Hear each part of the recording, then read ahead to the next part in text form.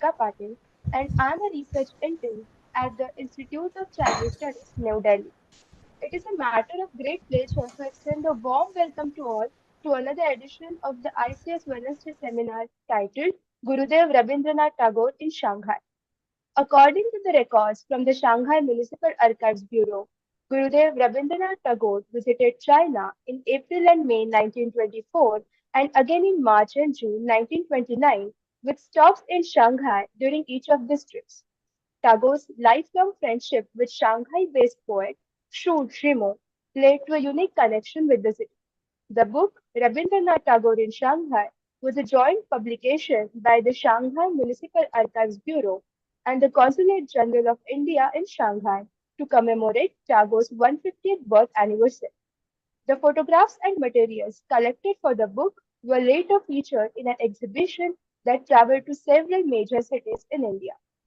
This seminar explores Tagore's historic journey to Shanghai. The speaker for today's seminar is Ambassador Riva Ganguly Das. Ambassador Das has been Consul General in two important financial capitals, Shanghai and New York. As Joint Secretary of Public Diplomacy and Director General of the Indian Council for Cultural Relations, she has developed a great deal of experience in soft power diplomacy. Presently, she is in the Governing Council of Asian Confluence, a think tank based in Shillong, Meghalaya. She is also a distinguished fellow at the Council for Strategic and Defense Research. Ambassador Das has recently been elected to the Advisory Committee of the UN Human Rights Council. The chair for today's seminar is Professor Sabir Mitra. She is a professor of Chinese at Jawaharlal Nehru University and an honorary fellow at the Institute of Chinese Studies, New Delhi. Professor Mitra's teaching and research have spanned the fields of contemporary Chinese literature and criticism, Chinese cultural history, gender issues, India-China cultural relations, and regional integration. Her latest publication is an edited volume titled China's May 4th Movement, New Narratives and Perspectives, published by Routledge in 2023. She has recently taken over as editor of the ICS quarterly journal, China Report, now in its 60th year of publication. Before I hand over to the chair, I would like to ask all participants to follow a few housekeeping rules. All participants shall be muted during the seminar. Questions may be posted in the chat box along with your name and affiliation. Alternatively, you may use the raise your hand option during the interactive session. You shall then be called upon to unmute yourself. Thank you. I now hand over to the chair. Over to you, Professor Mitra. Thank you. Thank you, Ritika. Well, it's an absolute pleasure to be chairing this session of Wednesday seminar. On a bit of a personal note, me and Ambassador Das, I will refer to her as Riva because it becomes a very long address, Ambassador Riva Ganguly Das. So I'll just stick to Riva. We go back a long way, quite more than 10 years now, right? And we are probably the same age. We did our masters around the same year, I think.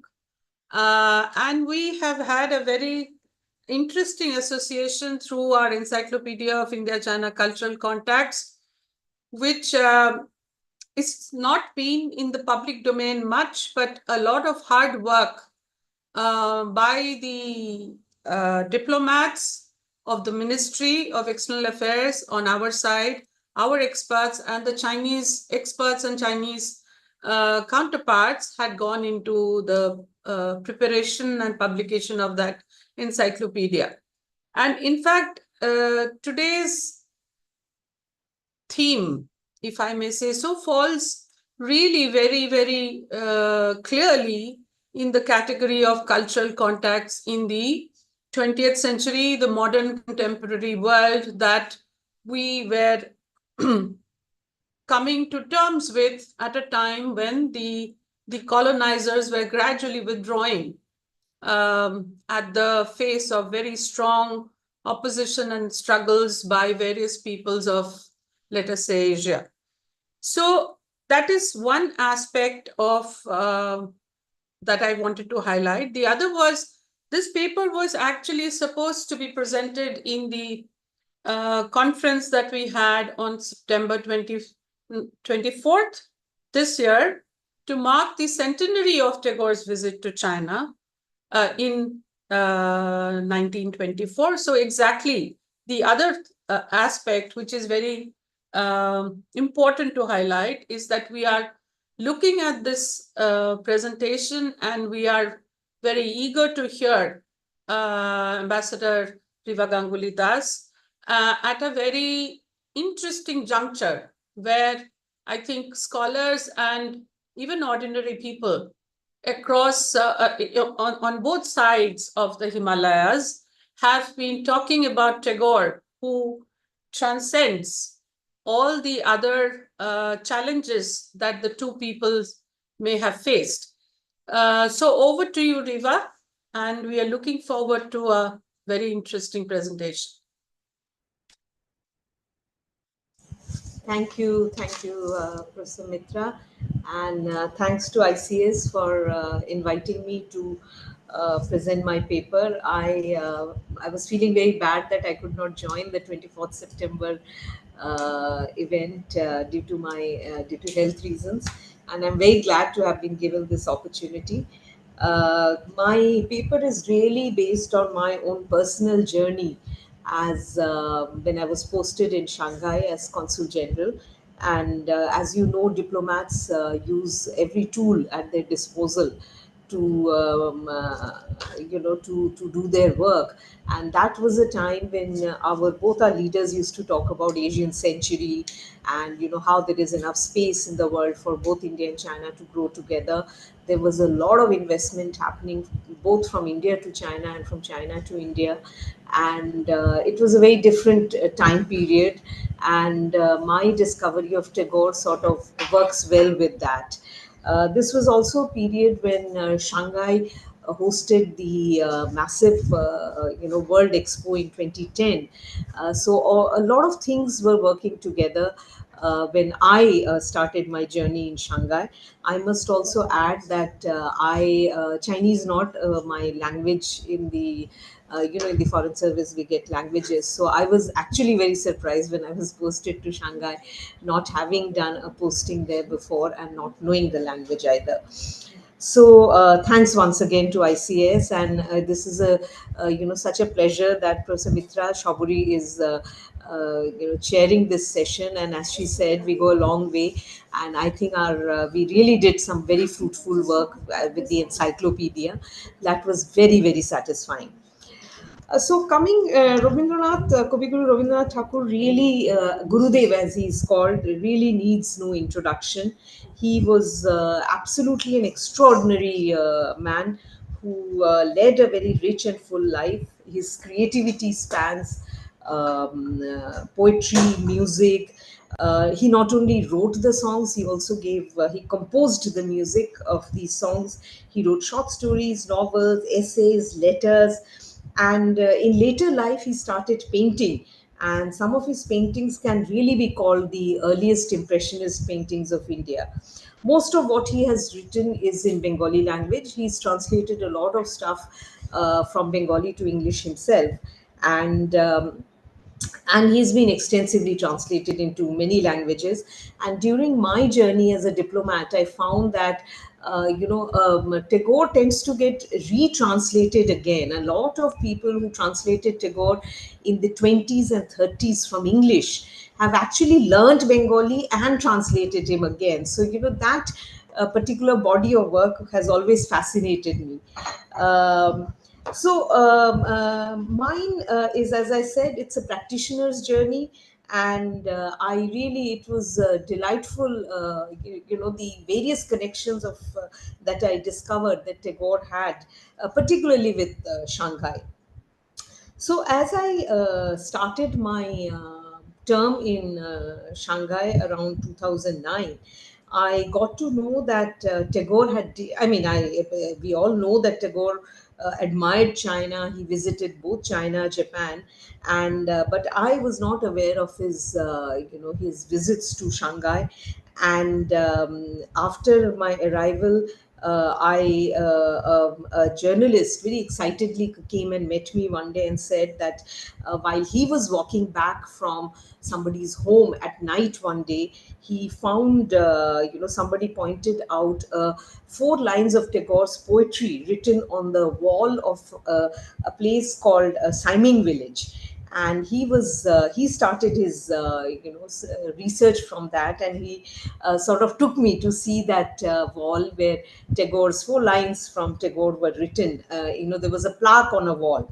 So I found out that that plaque commemorated Tagore's visit, as well as the place where Xu Zhimo's original house was, where Tagore had stayed once. I think that was later Nanchang Road.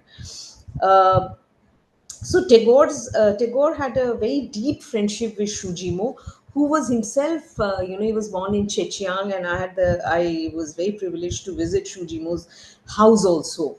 Um, I found that Tagore's visits were really more restricted to the knowledge of the visit was restricted to the literary circles of Shanghai and people who took interest in the subject. Um, so I got interested in this information, and soon a whole lot of Chinese scholars, academics, artists, members of the Indian community who knew the Chinese language, who had been living there for a long time, who were either professionals or in business, sort of joined me in our combined journey to find more about Tagore and Shanghai. So as it happens, when you join a new posting, you call on various organizations, you call on the heads of various organizations, and during one of these courtesy meetings with the president of Shanghai Association of Friendship with Foreign Countries, I sort of offered. I said, there is so much connection that Rabindranath Tagore has with Shanghai. Why don't we gift a bust of Tagore to the city of Shanghai, and can you find a nice park for us? And I was really surprised that literally within weeks, I got a call back saying that could I come and see three or four parks that the municipality had identified where Tagore's bust could be placed.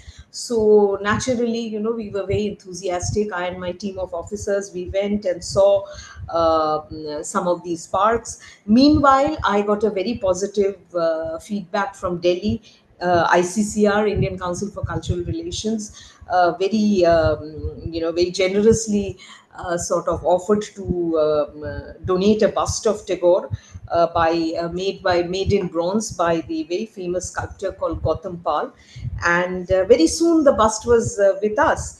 And of the various parks offered, there were some parks which were very big in size, and all kinds of parks were offered. But what we selected, what I really liked, was a very small triangular park at the intersection of Maoming Road and Nanchang Road.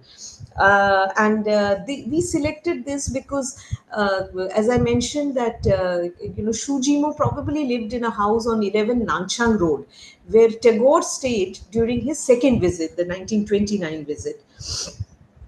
And this was also an area where a lot of artists and poets and all had homes,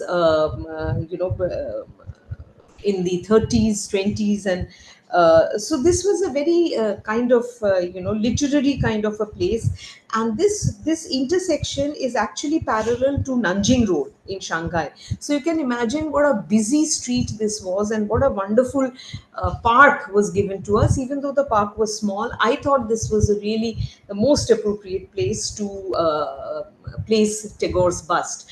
And during this time, we also got to know that the president of India was going to come in 2010 to coincide with there was a state visit by president of India, and she was going to come to Shanghai for the World Expo. So we decided that it would be best if president of India would sort of unveil the bust of Tagore. And so the local community, both the Chinese community as well as Indian community locally, was most interested, and we had a wonderful event with President Pratibha Patil unveiling this bust to the sound of music composed by Tagore. That was not easy to organize in China, but we were able to do it right in the middle of a busy street and with hundreds of people watching on. One little fun fact is that, after the establishment of the bust, that's a very busy crossing, and sometimes people do sell vegetables in and around that park. And I used to often get complaints from Indian community saying, "Oh, somebody was selling vegetables right under Tagore's bust." So my daily job was always to, make sure that the bust was respected and it was kept clean. And we worked very closely with Shanghai municipal authorities to do that. Another, I was also very lucky to have in the president of Shanghai Writers Association a gentleman called Mr. Zhao Lihong, who was a huge admirer of Tagore, and he had written a very long poem on Tagore, and he spoke about his own visit to Jorashako, where Tagore lived and was born. And he spoke about how his visit to India, to especially to Jorashako, had moved him. And so when I suggested to Mr. Chowli Hong of the Writers Association that why don't we celebrate Tagore's birth anniversary in the Writers Association building, he was absolutely thrilled. And together, we started celebrating Tagore's Rabindra Jayanti, as we call in Bengali, from the Shanghai Writers Association. I don't know if any of you have visited this building. It's an absolutely stunning piece of architecture. It's on Julu Road, and the Hungarian architect Hudek, who has designed a lot of Shanghai iconic buildings, was the man who had designed the garden and some of the interiors of this building in 1929. So it was absolutely fabulous when we did the first Tagore birth anniversary in the Shanghai Writers Association main central hall, with its stunning chandeliers and the beautiful building. And Mr. Chowling Hong was able to get a lot of television radio artists who recited Chinese Tagore's poetry in Chinese. Our Indian community people recited, they did poetry, Tagore poetry in Bengali, in English, and no Tagore event is complete without singing of Tagore songs. And this was done by, again, a local community which was always there with me, the Indian community in Shanghai. And that event then became an annual feature.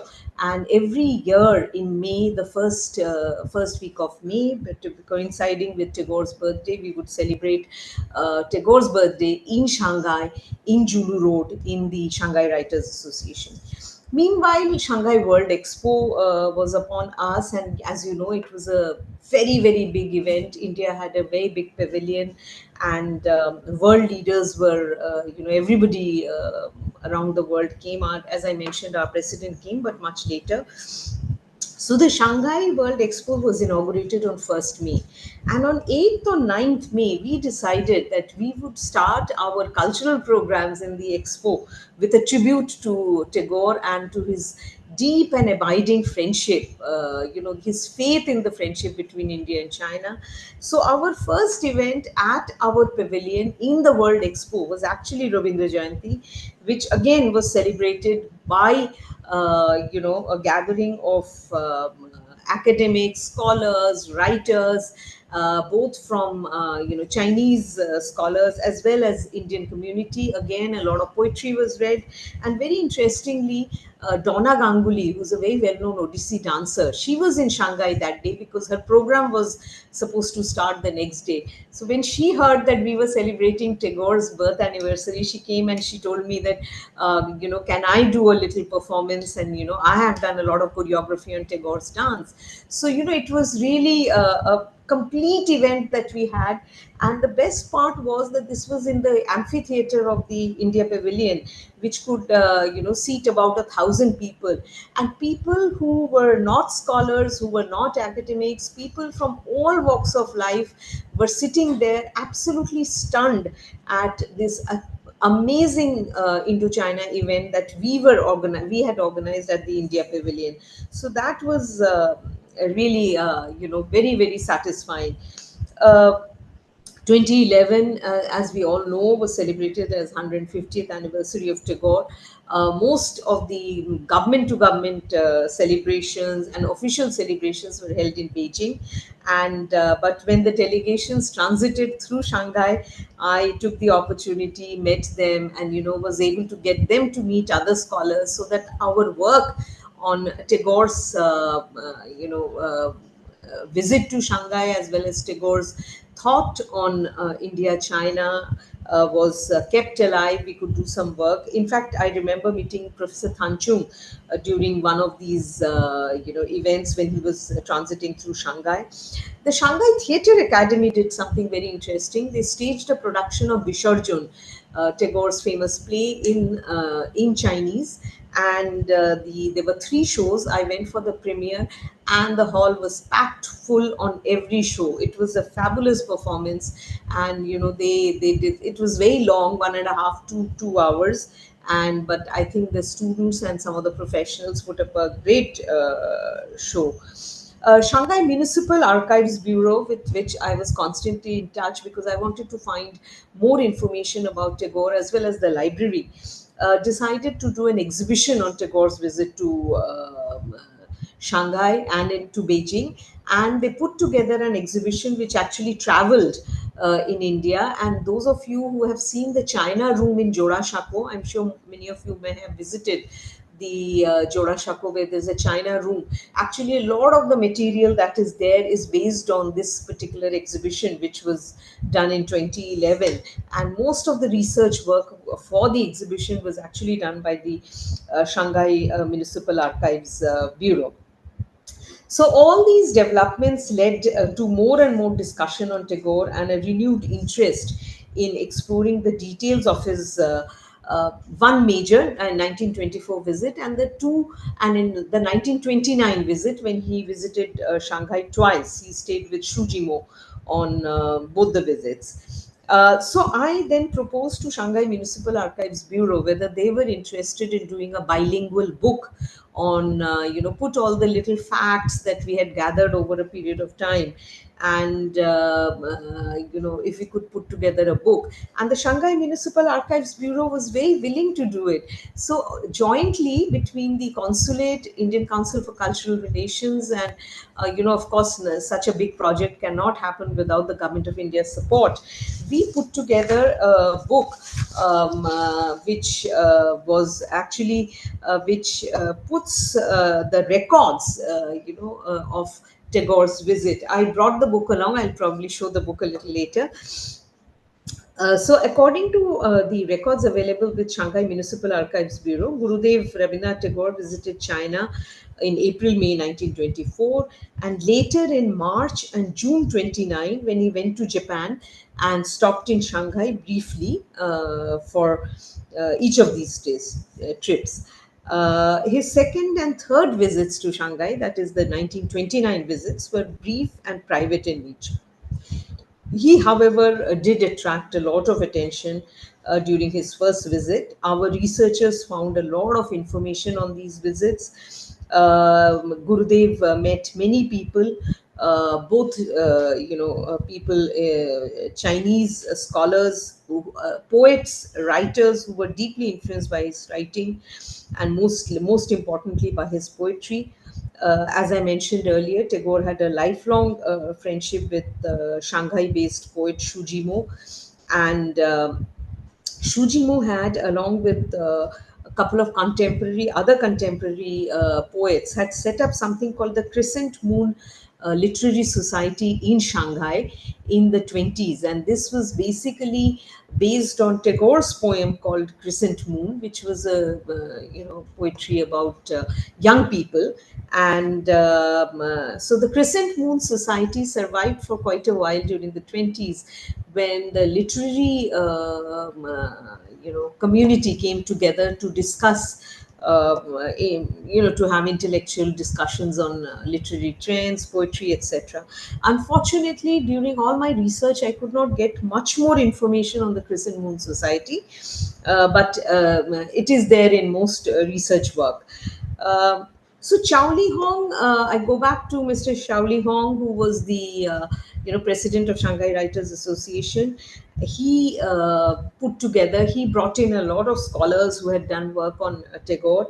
And so we were able to send a couple of scholars and researchers to Hangzhou, Nanjing, to go through the newspaper clippings of that time, to see what all Tagore did, how his visit was covered, and how the about the Chinese translation of his various works, etc. So finally we put together this book called Rabindranath Tagore in Shanghai. This is the book. It's bilingual. It's produced in China, so it's a very unique Chinese style book. And unfortunately it was never sold commercially, and very limited uh,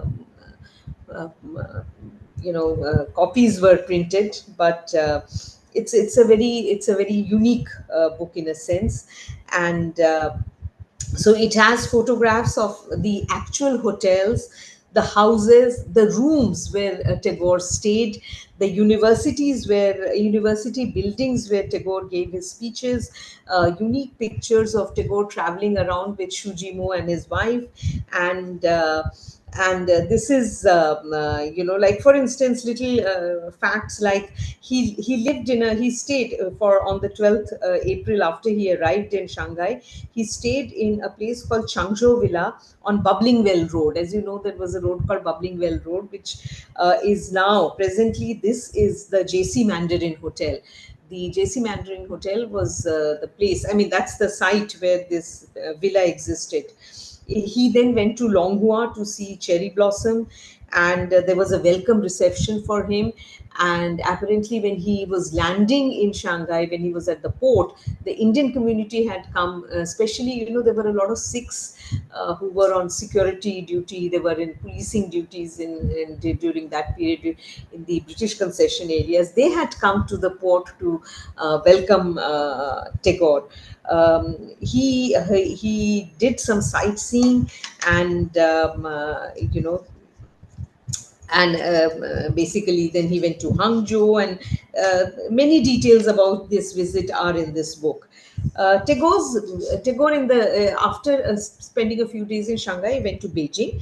And we know that Tagore's visit to Beijing was unfortunately a little controversial, and there was a lot of intellectual churn going on in China at that time.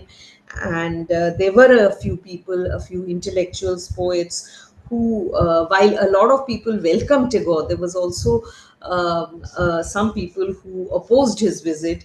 And during his lecture in Beijing, leaflets were distributed opposing his visit. For instance, an intellectual like Guomoro, who was initially very, very influenced by Tagore and has written poetry on in the same style, was disillusioned by the message of Eastern spirituality. Tagore himself did not write much about this controversy around his visit in Beijing. Apparently, he did write a paper which remained in public domain for a little while, but within a year or so he withdrew that writing, and he did not seem to have either republished or written anything on this later. Um, uh, what we find about his visit is mainly, I have learnt a lot about this visit from Professor Tanchung in my various conversations with him. He's shared a lot of his own research on Tagore's Beijing, controversial Beijing, the controversy surrounding Tagore's visit to Beijing. And there is, of course, a paper by Shishir Kumar Das, which is available publicly, in which there is a lot of facts and figures about uh, Tagore's visit. Basically, I think Tagore was a little misunderstood. He was seen more, with his flowing beard and gown. He was sort of gave the impression of being of bringing in a spiritual message. Whereas, Tagore's own modern thinking, the core of his thinking, where and which is available in his writing, is that he was himself a modern person, and we who still study Tagore, who know a little about Tagore, we find that he is still so contemporary after so many years. His writing is so contemporary. He has written about every human emotion, feeling, thought that people. This is across time. This is not time specific, and which we relate to even today. So he was,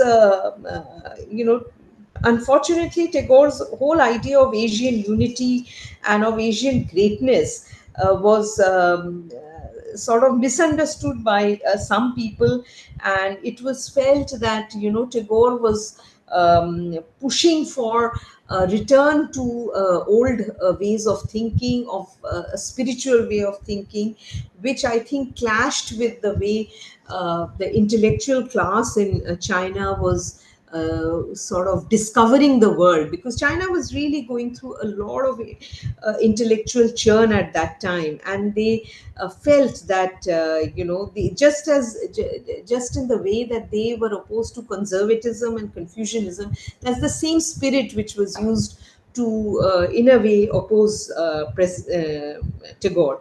So Tagore returned from Beijing sort of a little disappointed and dejected, and so his later the two visits that he made to Shanghai in 1929 remained very private, and he stayed with Xu Zhimo, I understand, during both the visits. Not much is available in the public domain in either the Chinese papers of that time, or in any book or article about what he did during, because he didn't have much of a public program during the 1929 visit.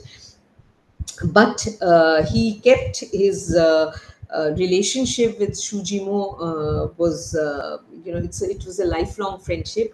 Unfortunately, Shujimo died quite early in a plane crash, and that.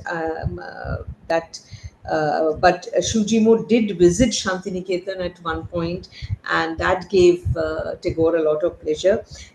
We know that he used to call him Shushima, and after his return from the 1924 visit, Tagore actually set up a tea club, in Shantiniketan. It's that building is not very accessible now, but I'm sure Professor Mitra would have seen it. It's on the way from the main Vishwabharati building. If you're going towards China Bhavan, it comes on the way on your left. It's a nice circular building where apparently Tagore used to have a tea club meeting. He called it Sushima, because he used to call Shujimo Sushima, and that tea intellectual discussions over tea, and the tea that he had brought from China took place right after for some time after his 1924 visit. So that's more or less what I wanted to share. And I think, I read about the event that ICS had done, and people who had gone for the cultural event also had said that it was a great way of commemorating Tagore's 100th anniversary of his visit to China. And I was very lucky to be in Shanghai at a time when I could, bring bridges between scholars between our two countries, academics between our two countries, to discuss Tagore, to think more about our friendship between our two countries. Of course, much water has flown down the bridge since then, and these are different times. But I think Tagore's visit and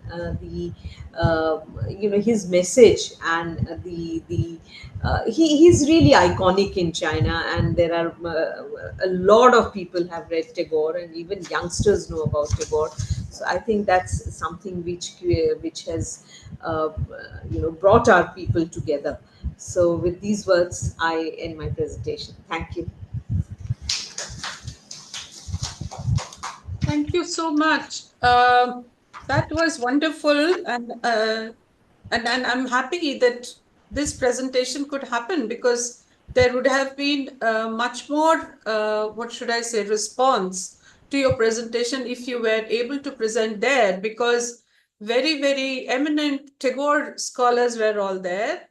And there was an intercultural perspective through which everybody was trying to look at Tagore's attitude towards China, towards Chinese people, and the evolving consciousness about Tagore in China, and also how Tagore is very relevant, as you said today, that in terms, when you think in terms of universalism, nationalism, humanism, these are well-tested, lasting values of human civilization. So from that point of view, I'm so happy that we could still have it. Before I start opening it to the Q&A, I just wanted to say one thing, that we are thinking of publishing the papers of that conference. So as and when things firm up a little, I will request you to write your paper, and it would be great if that could be included in the, I will keep you posted. So after that wonderful presentation, I now open it for Q&A. And may I request, to begin with, Srimati, I would not take my privilege of asking a question first. I will leave it for the end. But maybe we could ask Srimati if she has a comment to make.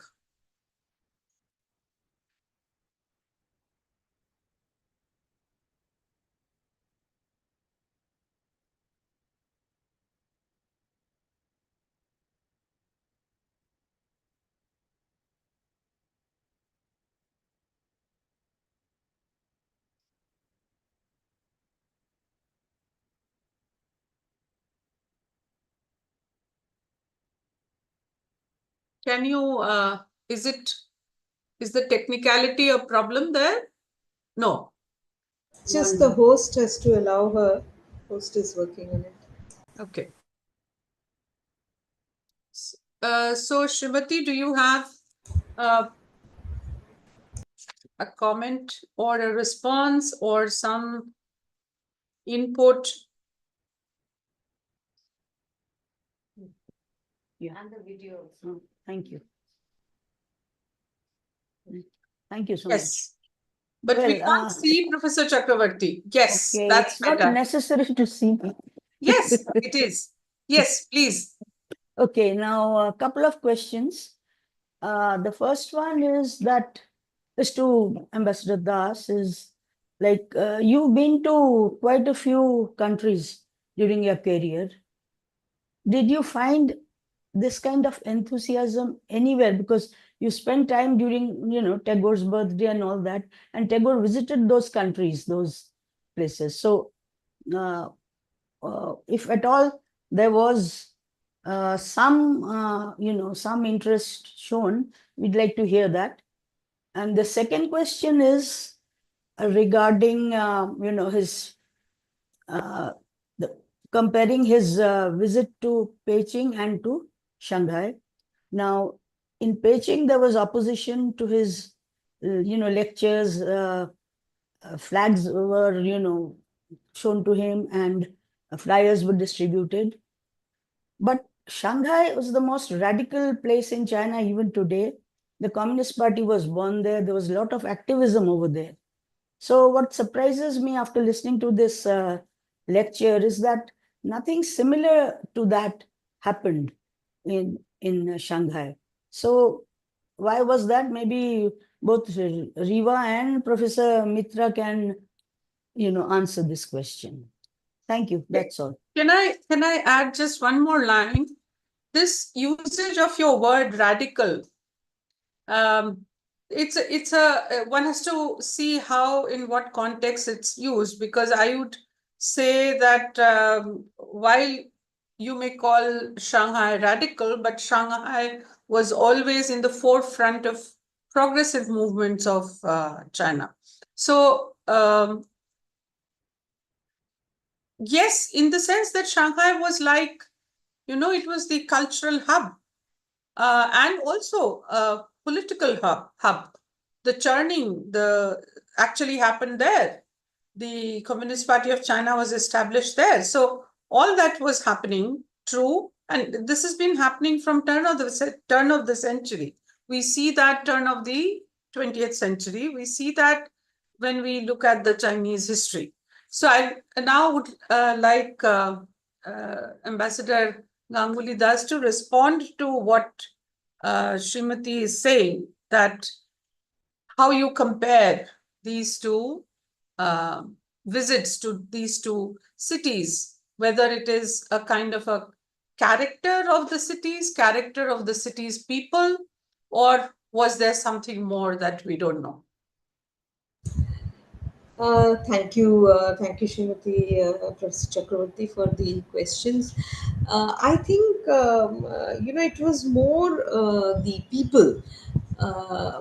Shanghai, the impression that I have from what I have read, the Shanghai part of Tagore's visit was completely done by Xu Zhimo, who was a huge admirer of Tagore. And in his own work, because I don't read Chinese, but I understand that Xu Zhimo's own work is a reflection of how of influence of Tagore, and he was influenced by Tagore when he was studying in London. And Xu Zhimo has also translated Tagore. So I think the reason could perhaps have been that one, the presence of Indian community, because I find that in most Tagore program in Shanghai, that a lot of his programs were in and around the community activity. Indian community people were taking care of him. They had organized lectures, and other than Nanjing, I don't think he gave a very big public lecture to intellectuals in Shanghai. That was probably happened only in Beijing. Most of his public speaking in Shanghai was in smaller groups, in people's houses or villas, where he spoke to a smaller group of people.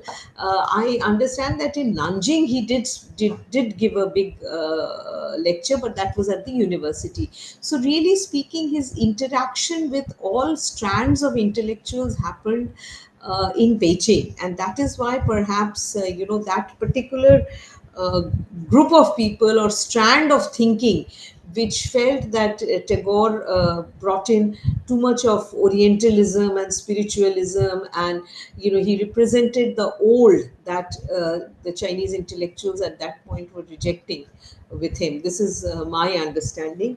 On the other question about the other countries where whether Tagore, I think, was one icon of India who has been translated, whose work has been translated in every possible language of the world. And because of Juan Ramon Jimenez, his work is available in Spanish as well. So my first posting was actually in Spain, and there I found a Tagore society.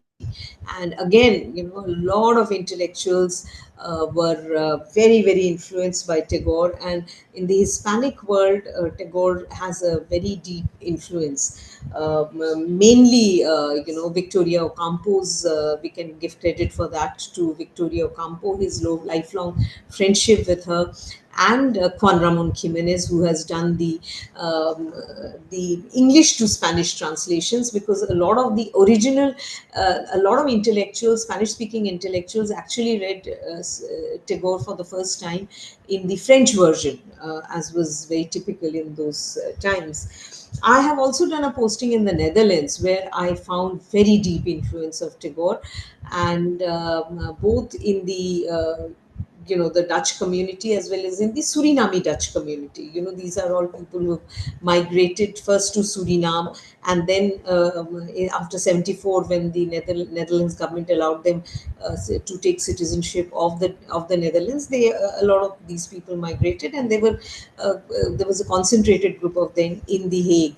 And I found resonance there, and that's where I found somebody who was beginning to translate Tagore from Bengali to Dutch, and the same thing I found in Spain as well, where people were trying to translate Tagore from directly from Bengali to Spanish. So look at the journey. First, you read Tagore in French, Bengali to English to French, probably, or maybe Bengali to French, and then from English to Spanish by Juan Ramon Jimenez, and then directly from Bengali to Spanish. So I think in these three countries, oh, I should not forget Romania, where the Babes Boar University has a center for Indian studies, and they do a lot of work on all aspects of India, and definitely Tagore.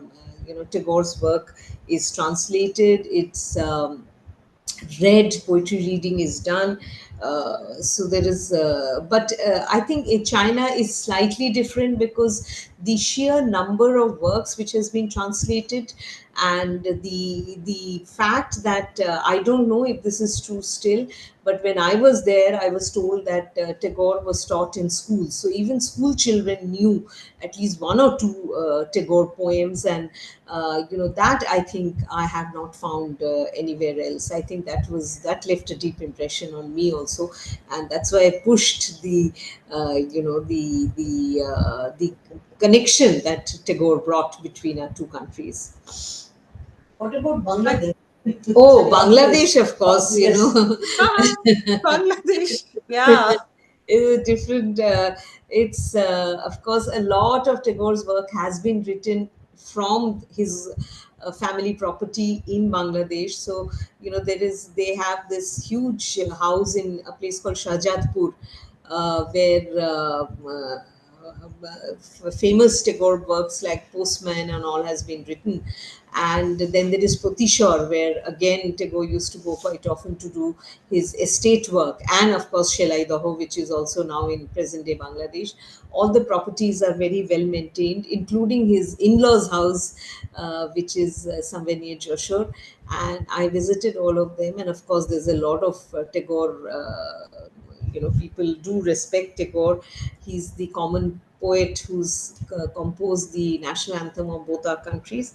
But as we all know, Bangladesh is going through a churn, and let's see how things develop there and what fate Tagore has in future there. Thank you so much. So, are there other questions? Can Ritika help me see if there are questions or comments in the chat box? So there is one question from Zhao Meng, with he's from China India dialogue. Uh, he has a small request. If Ambassador Das can show the Tagore's book again. And his question is, this year we have seen rounds of commemorations of Tagore's China visit 100 years ago, which is a boost to India-China cultural exchange. So what do you think could be the ideal ways to revive cultural links between our two countries nowadays? Well, are there other questions that we can take together? Or actually, No, in this, there are already three questions. So maybe Riva, you could deal with this question because there are many parts of this question.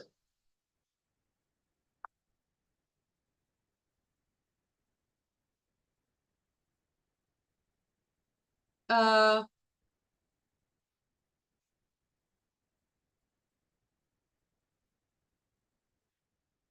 you are muted. Yeah, I see the question on the chat box. I think the main question is that what do you think would be the ideal way to revive cultural links between our two countries? I think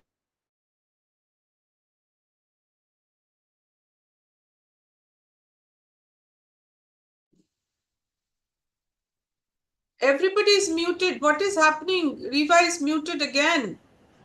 Can now you I'm. unmute her, please? Can you hear me now? Yes. I don't Yeah. know. Please be careful. People are, yeah. So, on the question of ideas and ways to revive cultural links between our two countries, I think this is, we used to have a lot of cultural links between our two countries. I was in China 2010, if you recall, was also the year of India-China cultural exchange. I think, I don't know what, 30, 40 cultural troops came from India to China and performed in all kinds of, even the smallest possible cities, towns, they were performing. The World Expo, as I mentioned in Shanghai, the was a huge opportunity. Every week there was some cultural event in the pavilion, expo pavilion, and there was huge interest. We all know Amir Khan, Shah Rukh Khan films are popular in China, but I think at the end of the day, unless there is the political relationship also has to get on rails. The trust has to be built between our two countries for cultural exchange to really be meaningful and to bring our people together. So, so I think we wait for that to happen. About the book, I feel bad that we have so few copies of the book, and this is my only last copy. So this is what the book looks like. I think you can see it. So as you can see, there is one page in English and one page in Chinese, and it's full of a lot of photographs. Let me show you. So, like this one, we've taken out a photocopy from a newspaper. This covers Tagore's visit to Shanghai. Then there is one part. This is the visit to Hangzhou, the temple where Tagore went, a modern picture of the temple. Then the various places Tagore visited, the photographs are there. The hotel he stayed in, and the little pamphlets and books and. Like this is the leaflet, the flyer which was printed for his talk in Southeast University. So I think the book has a lot of value in terms of a lot of archival value in terms of what it has with the pictures and photographs. And this is the like these are the books, the covers of books that we found. And this would not have been possible without the numerous Chinese scholars who did absolutely pro bono work for us. They were running around just energized by the thought of doing a book like that. And to draw in people from Nanjing, Hangzhou to also work for us on this book was very, very pleasurable. I really enjoyed doing it myself. Getting permission to see old archived newspapers. Uh, we worked very hard with the library, and it was difficult to get somebody who actually read, who could read the Chinese from that time because of the change in script, etc. But we found people who were able to read the old newspapers, who were we got permission to take photocopies, to make photocopies. And I have to say that the Indian community really helped me in doing the editing work. And the amusing part is that for the first time I asked them to sing in chorus. I was so surprised when they all turned up in the same sari and the same dress for the men, and they said, "Oh no, no, no, no! My God, we had to get our dress right." So we got a costume all the way from India, and they were always there. Assisting us and taking part. And I still remember the day when the book was launched. There were a lot of other diplomats there who had been invited, and the Shanghai Municipal Archives Bureau itself was surprised at the success of the book. They were very surprised because they'd never done a project like this with any foreign country ever.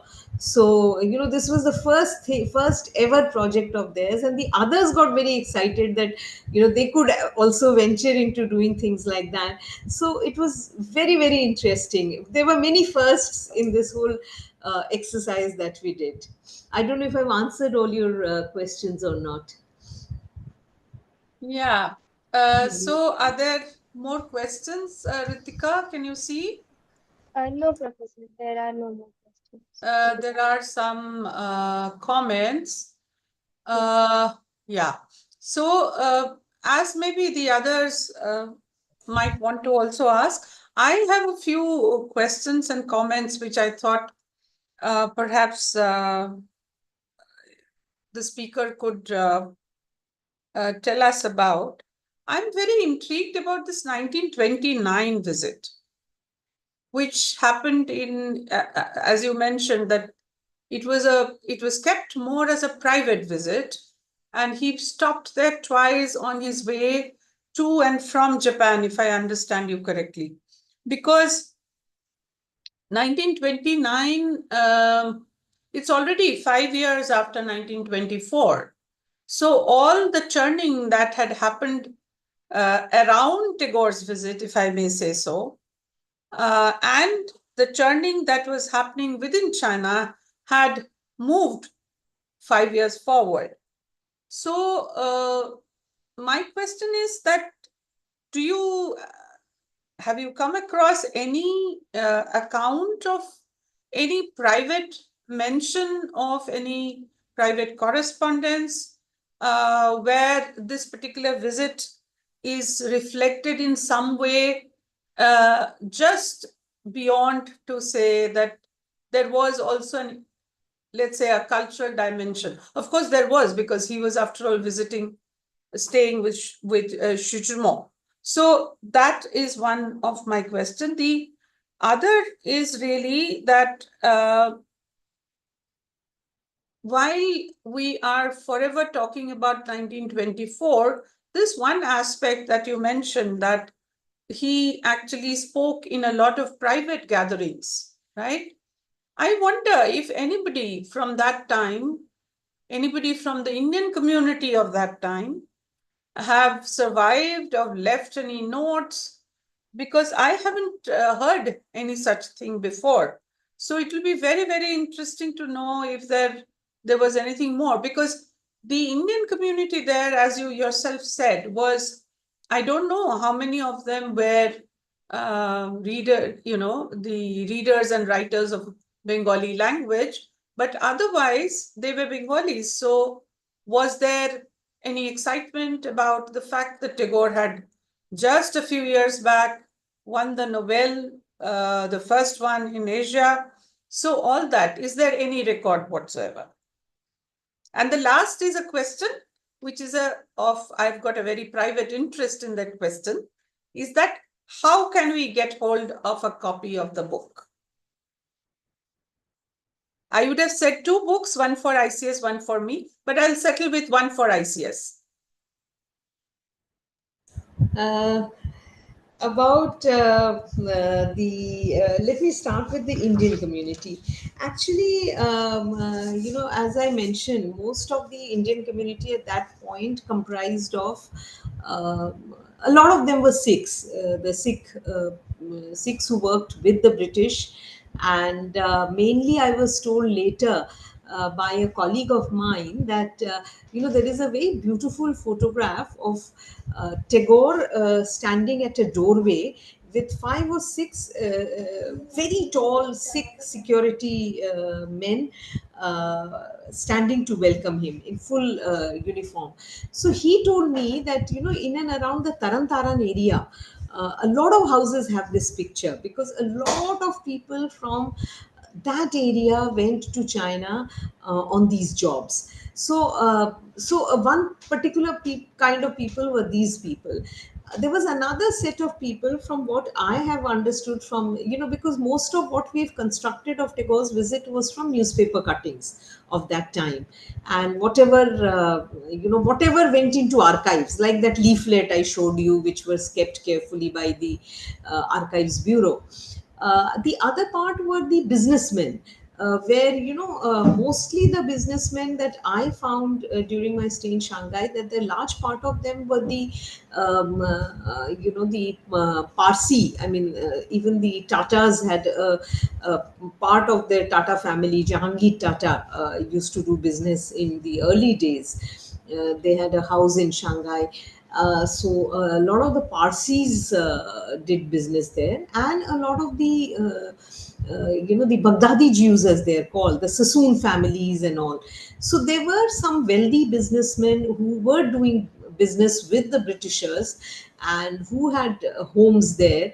But unfortunately, none of these archives have survived. Even the Tata family, very little, I was able to find very little about them.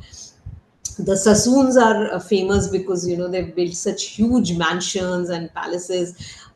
The a lot of the houses on the Band area are actually from made by the Sassoon family during the during the opium trade period. So to your question on if there are records, there are really no records. We have not been able to find records, but very little is written here and there. This has all been constructed on the basis of newspaper articles about Tagore's program, because the newspaper then shows that, tells that then Tagore did this, he went for tea to so and so's house. But what he did there, who he met, how many people were there, is not given. It just says that he had an interaction with a few people. This book also has a little article by Professor Thanchung. And Professor Thanchung, in his piece, actually talks about a little bit about the 1929 visit. But I got the impression that, Tagore did not want a very public visit in 29, because he was deeply distressed by the reception he got in 1924, and so both his visits in 29 were very private.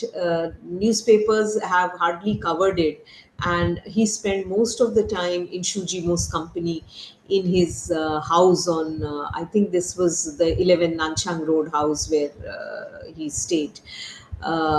And I must add that Xu Jimo's own house, I can't remember the name of the village, it's in Zhejiang province.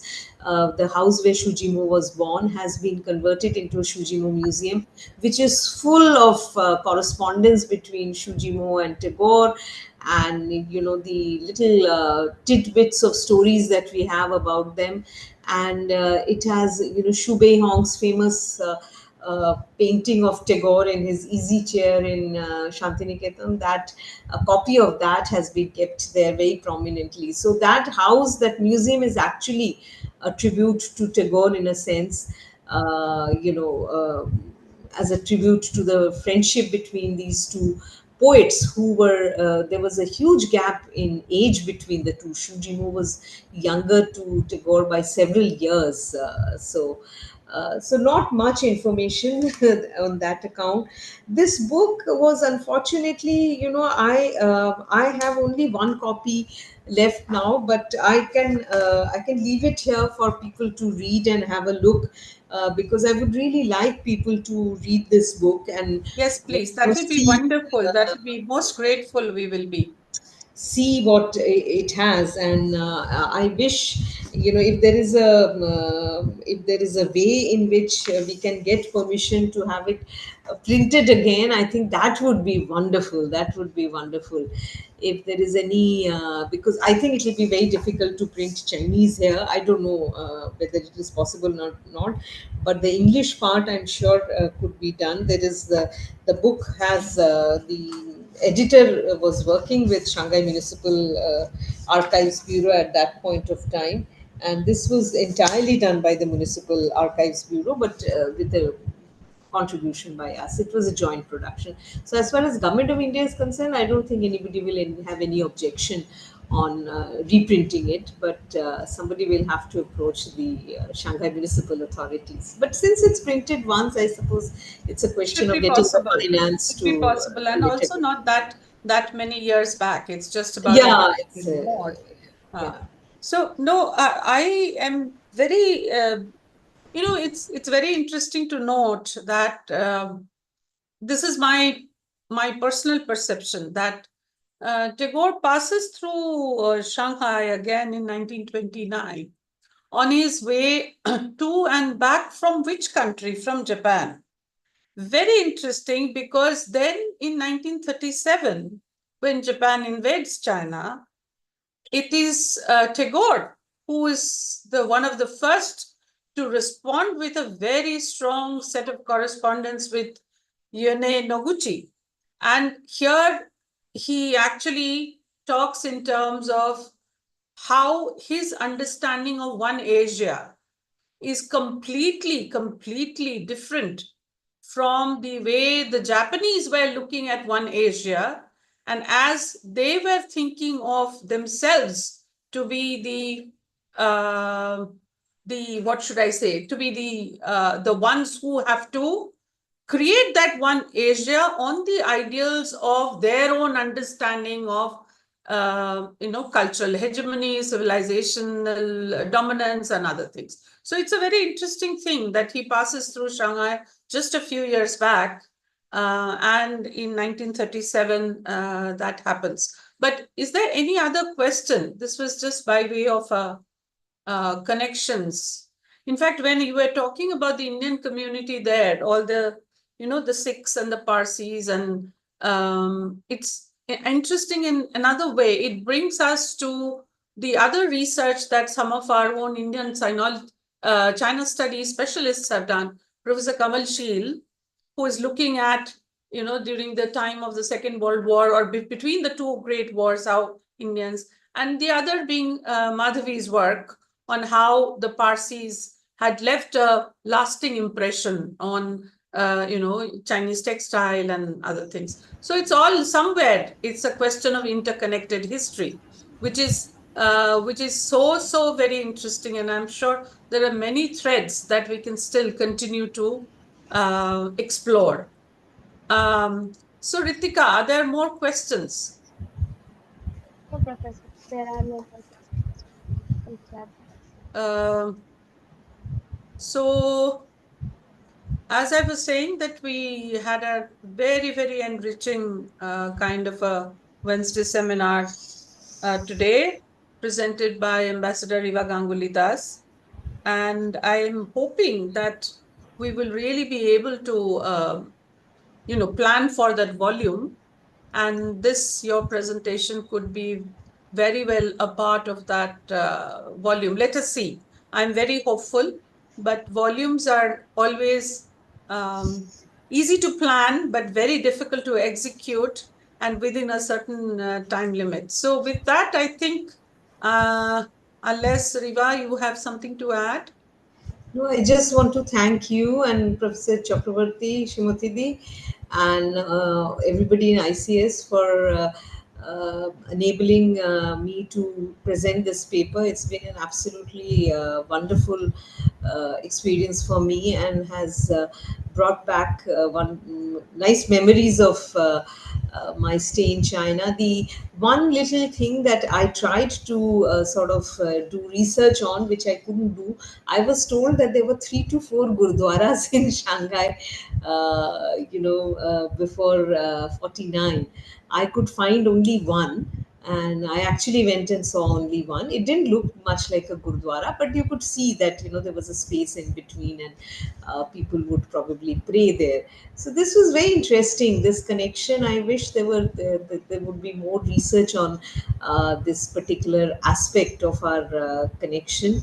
And thank you once again, and I wish you best of luck with the publication. I know it's a very hard task. Yes. Thank you so much. So Thank you. I'll hand over to Ritika. Srimati, is that okay now if we sort of close the seminar? If we close, is it okay? If we close the seminar? Yeah. So I hand over to Ritika to make a formal vote of thanks. Thank you, Chair. I seek your permission to formally bring an end to today's session. With this, we come to the end of today's seminar. We thank Ambassador Riva Ganguly Das and Professor Sapri Mitra for gracing today's seminar with their presence and for giving us their precious time. The video of today's discussion shall be available on the ICS YouTube channel. We would like to invite you to the upcoming Wednesday seminar scheduled for the 30th October 2024.